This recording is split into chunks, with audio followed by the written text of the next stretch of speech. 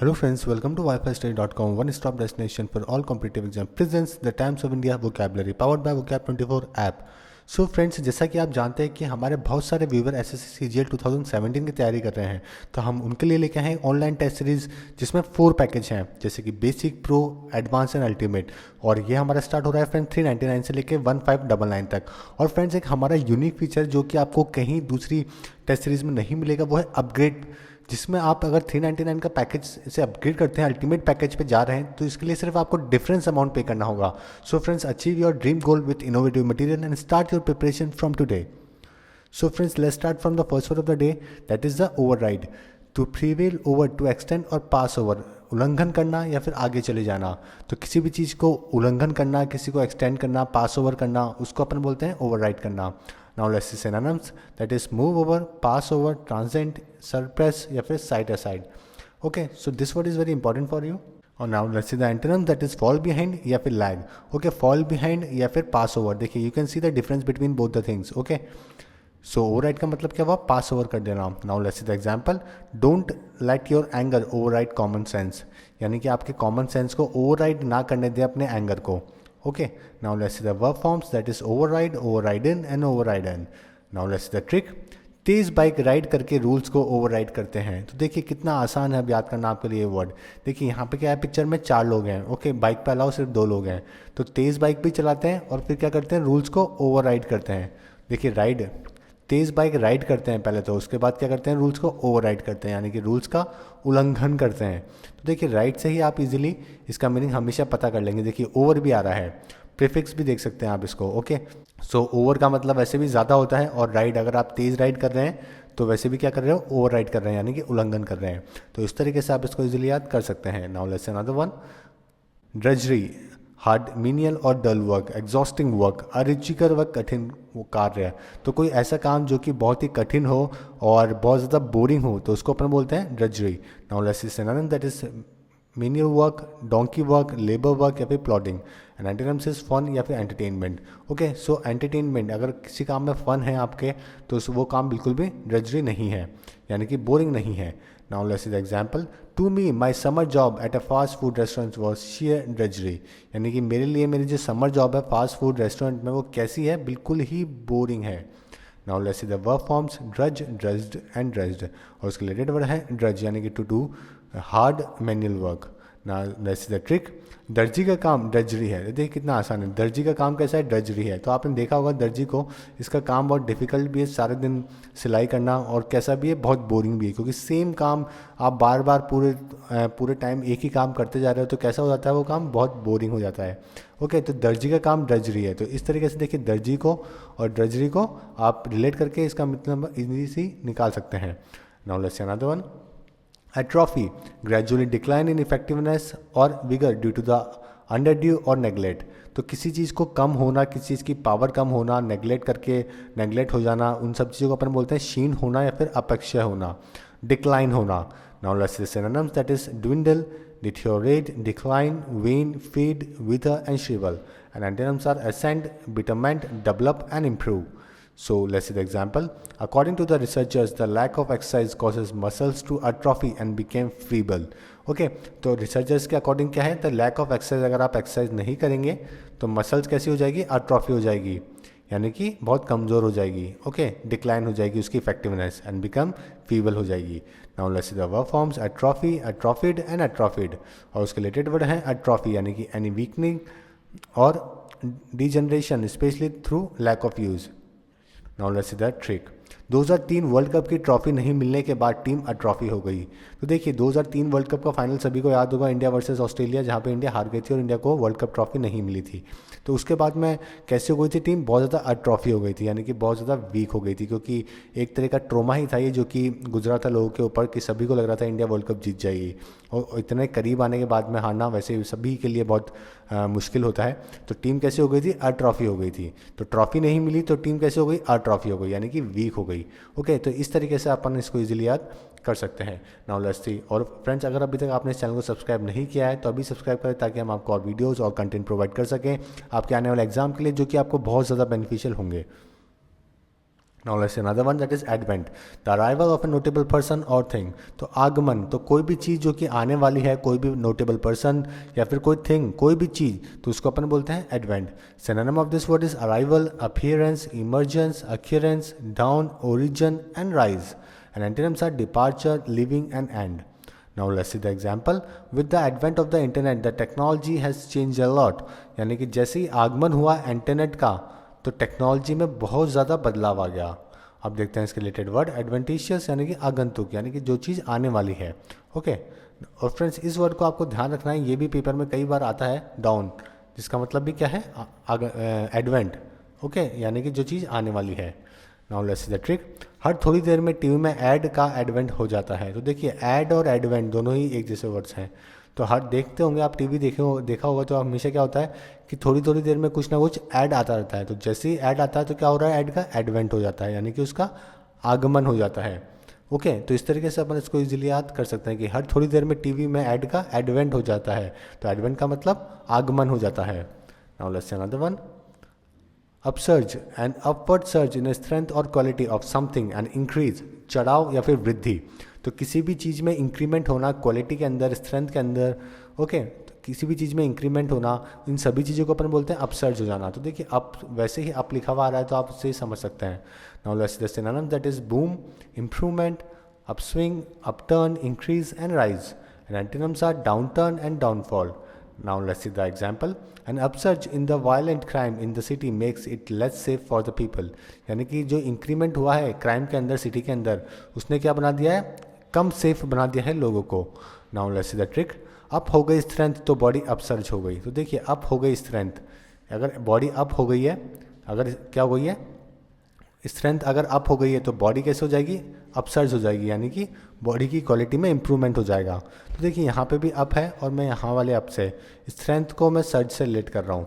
Okay, इस तरीके से आप इसको इजीली याद कर सकते हैं कि अप, अगर अप हो गई स्ट्रेंथ तो बॉडी अपसर्ज हो गई, यानी कि बॉडी के अंदर इंप्रूवमेंट हो गया, उसकी क्वालिटी इंप्रूव हो गई, उसकी स्ट्रेंथ इंप्रूव हो गई.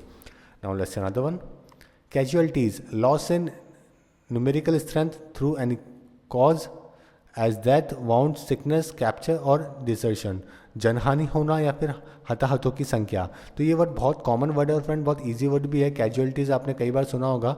ओके, जैसे कि कोई एक्सीडेंट हो जाता है तो वहाँ पे कुछ लोगों की डेथ होती है और कुछ लोगों की इंजरीज होती है. तो अपन क्या बोलते हैं कि कैजुअलिटीज़ कितनी हुई है, 100 हुई है, 10 हुई है, तो अपन ऐसा बोलते हैं. ओके, तो नुकसान होना, डेथ में किसी की डेथ हो जाए, वाउंड लग जाए, उसके सिकनेस हो जाए, तो इन सभी की अपन टोटल नंबर को अपन क्या बोलते हैं, जनहानि को अपन बोलते हैं casualties. Synonym of this word is fatality, mortality, dead and injured, wounded, missing in action. And antonyms are safe, guarded and protected. Now let's see the example. The devastating earthquake causes several casualties in the city.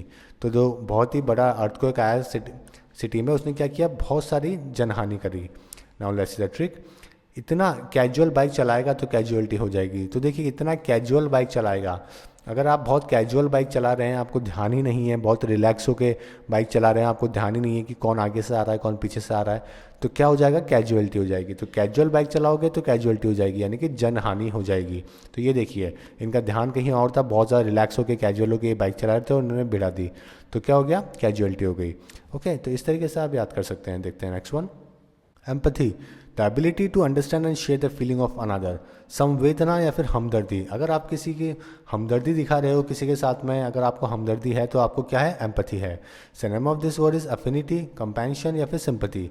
देखिए sympathy और empathy दोनों ही एक जैसे words हैं. आप इस तरीके से भी इसको इस वोकैब को याद कर सकते हैं. सिंपैथी वर्ड सभी को पता है, बहुत कॉमन वर्ड है सिंपैथी होना, और सिंपैथी के साथ ही एम्पैथी, तो दोनों ही देखिए इस तरीके से याद कर सकते हैं.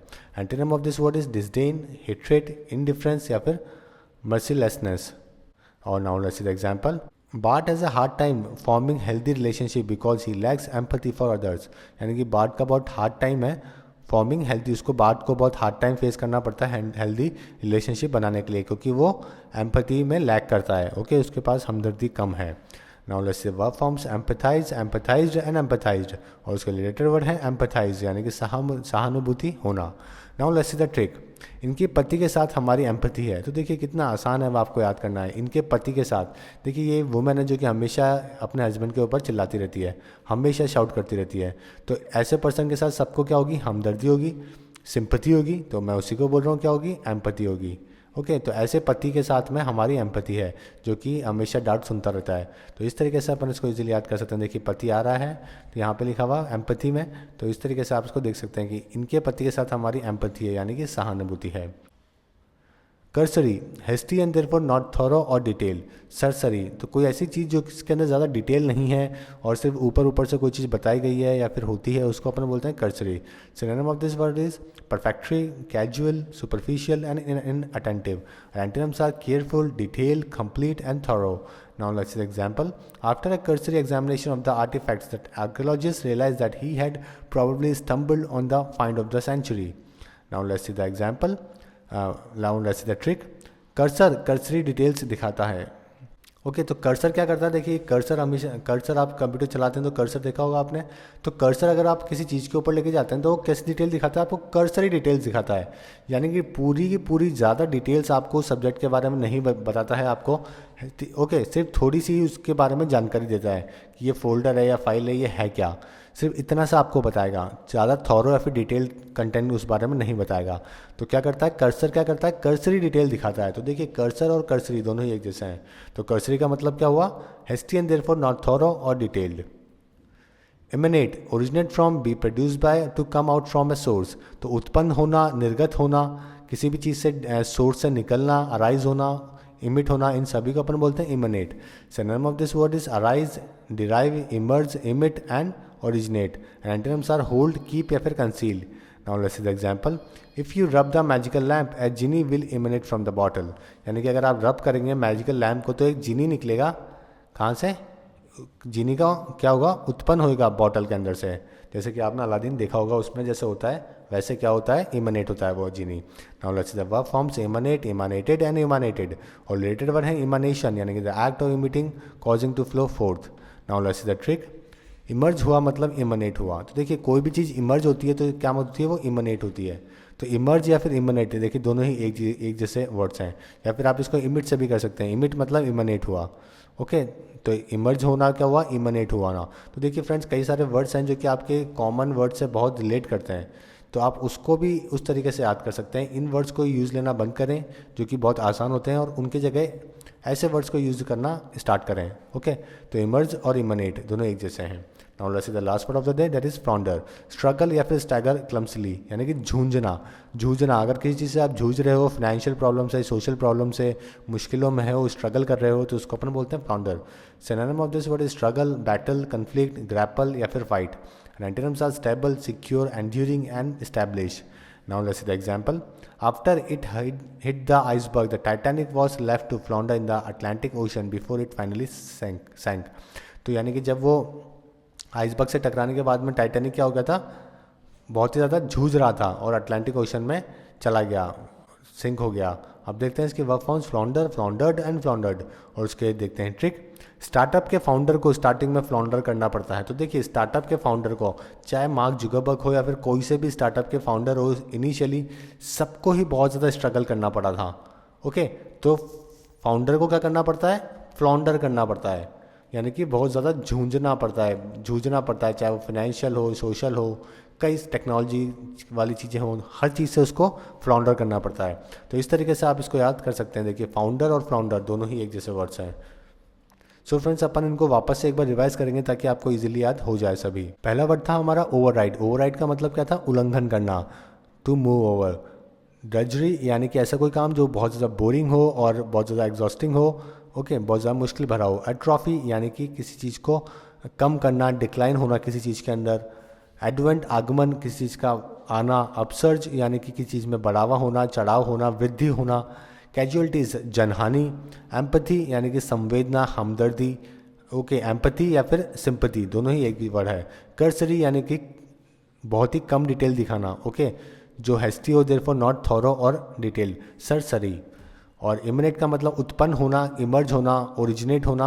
और फ्लॉन्डर यानी कि जूझना, किसी भी चीज़ से स्ट्रगल करना, फाइट करना, उनको अपन बोलते हैं फ्लॉन्डर। सो फ्रेंड्स अभी डिस्कस करते हैं क्वेश्चन ऑफ द डे, जो कि हमने प्रीवियस सेशन में आपसे पूछा था कि select the word which is most similar to the given word.